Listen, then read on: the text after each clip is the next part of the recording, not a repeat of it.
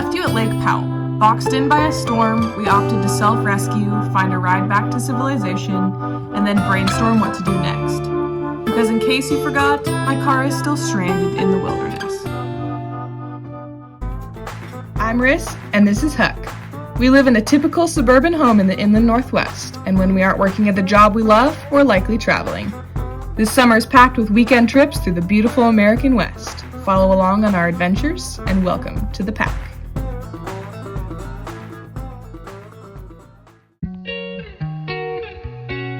The next morning we woke up at a hotel outside the Grand Canyon. Since the storm was only 24 hours before, there wasn't much we could do about the car.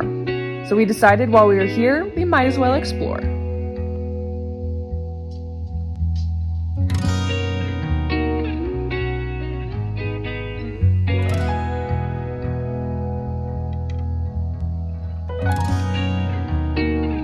We walked along the rim of the canyon until we decided we were super hungry for lunch, so we stopped at the historic El Tovar Lodge.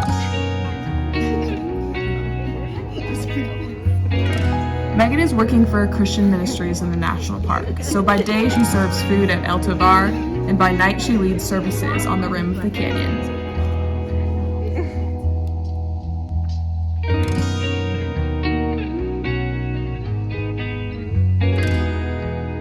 Once evening rolled around, we grabbed dinner with Megan on our way to the spot on the rim where the services were held.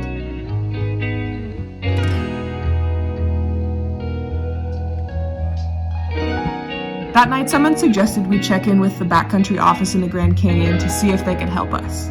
So the next morning, that's what we set out to do. Our goal was to find someone who knew anything about the road conditions on Crosby Canyon Road. If we knew the road was passable, we could convince a recovery service to make the trek out into the canyon, but we weren't having any luck. Call. Please leave a message after the tone.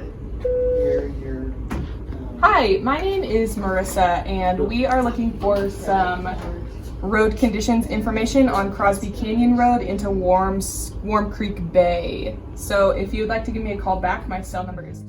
No one knew anything, and no one really cared, except for Ranger Nate. Nate did his best, calling anyone and everyone to try and help, but eventually we knew we would need to throw in the towel and hatch a backup plan. That's when David walked in. David is a free-spirited overlander who came into the backcountry office looking for info on cool places to go in the Grand Canyon. After hearing our story, he offered to help.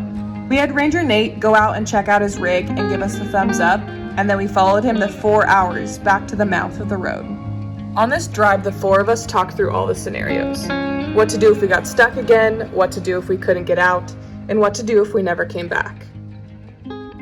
Elyse and Riss have now been gone for 15 minutes with our new friend David, and we are just chilling in the back of the Subaru with the door open. It's super hot. I think it was 104 when we stopped the car, and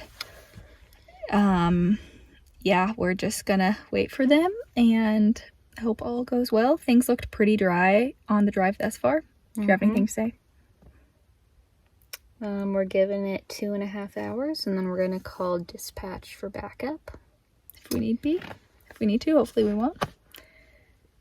That's about it. We have half a bag of Cheetos, Lots of water bottles. lots of water, and that is about it.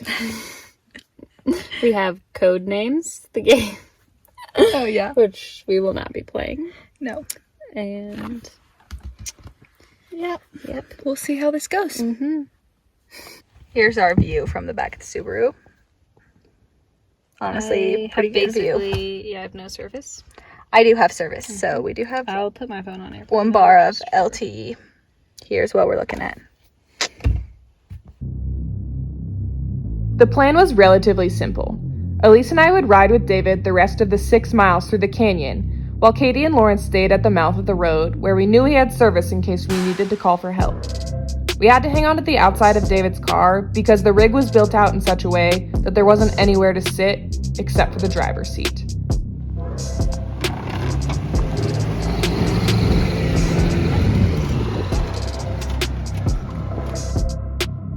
It was a slow, agonizing, and hot trip into the canyon, but it was the best we could do.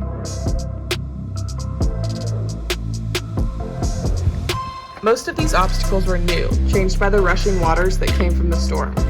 So our goal was to find a way through to the mud flats that my car could also do on the way back.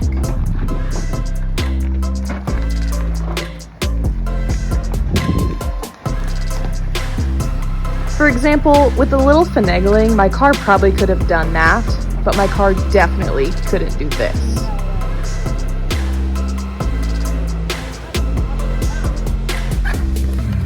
Alright, we're on a recovery mission.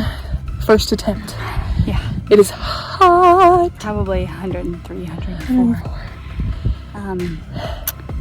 Almost to where the car almost is. Super close, like less than Less, 3/4 of a mile. We're at like almost 5 miles. Yeah, About a 6. mile, maybe less.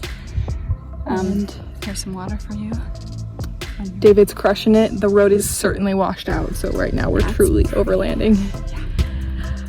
We're ducking behind this little bush. Get some shade because it's hot. Okay, so Lauren and I are not doing as well as we were an hour and 45 minutes ago. That's how long ago they left. It's now 4:45, and we did hear from them at 4 that they made it to the car, which is great. And then they were making a plan to try and get the car out. So that was good news. It's just still really hot and taking a lot of life out of us to sit here and wait. Stare at the desert. Yeah. Pretty much out of food, but we do have lots of water, so that's good. Yeah.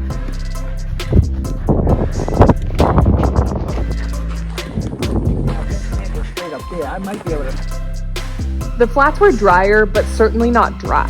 So we had to hatch a pretty intricate plan to get the car back across without ending us in sinking sand. Woo! All right. She's wet.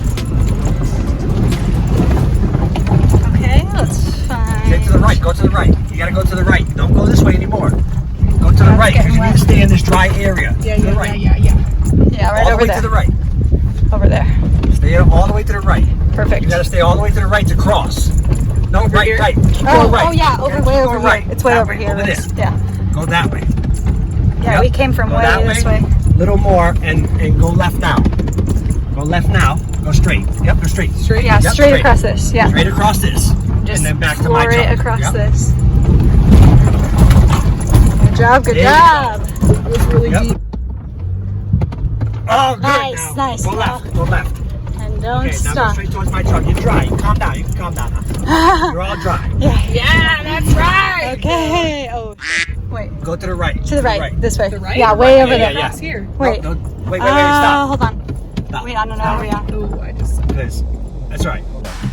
I have to go through that gap, remember? That guy, I don't even see one. Okay. 66 days.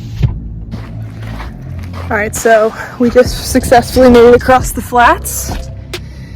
We're with our friend David. He helped us get here, which is we're very, very thankful.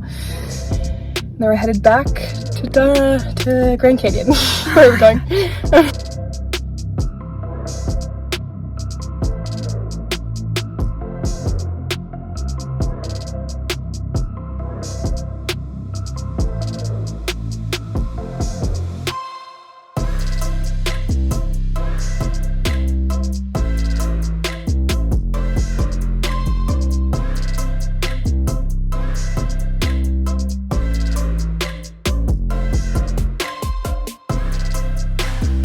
Now for the fun part, actually getting to drive.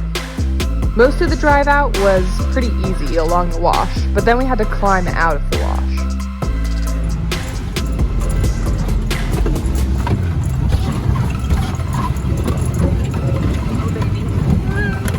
Yes. Yes. Okay. Oh, this is.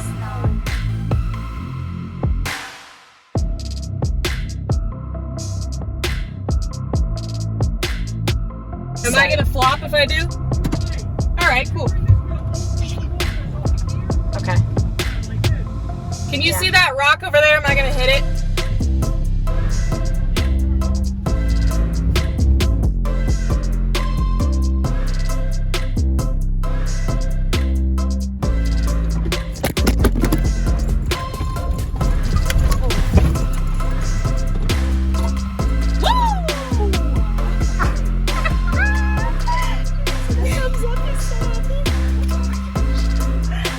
Success.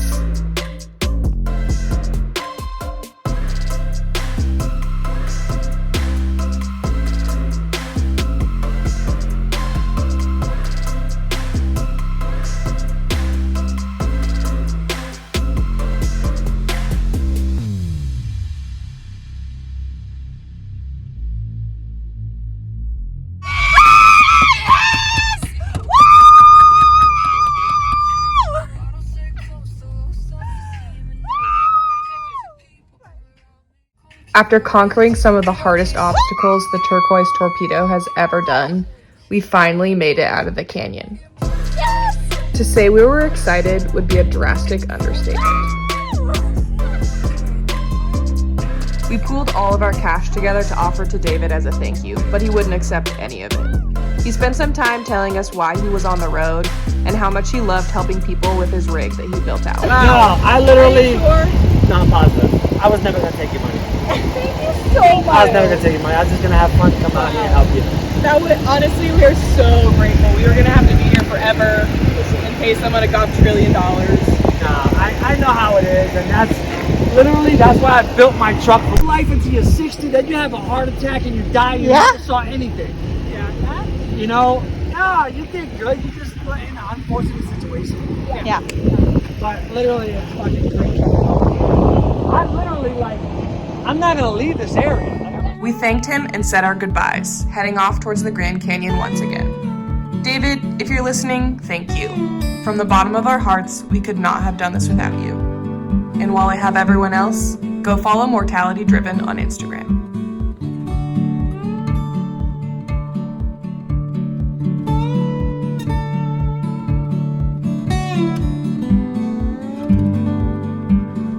Exhausted from the long day, we celebrated with Megan and then hit the hay.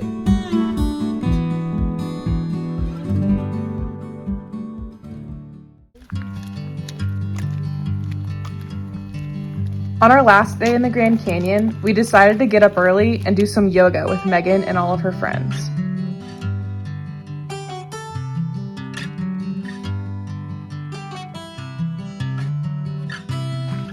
Afterwards, we did a quick jaunt towards the bottom of the Grand Canyon before we had one final meal at El Tovar and headed west towards Zion National Park. If you look down, you'll see Chaco's Hot sand that reflects the sun.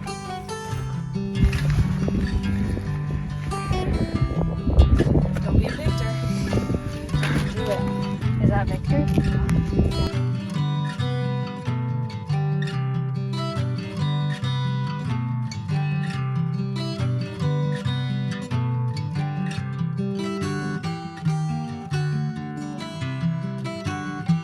We love you, Megan. You are strong, beautiful, creative, and independent. We're so happy that we got to see you in action in the Grand Canyon, and we are blessed to call you our friend.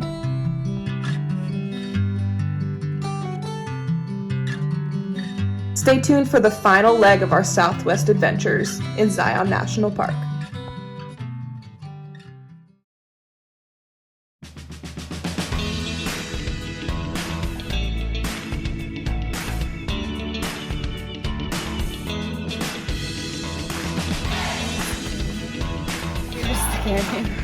All of it's a little to your left, just more canyon. A little to your right, you'll see the canyon. I agree. What are we doing? Who is this man? How did we get here? And why have we been here so long?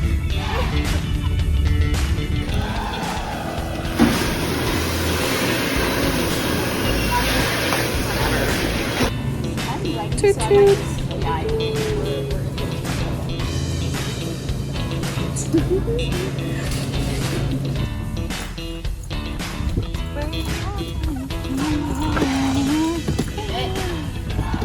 Chris, how you feeling right now? You know what? I don't think I have ever felt this feeling before. It's like deep, what the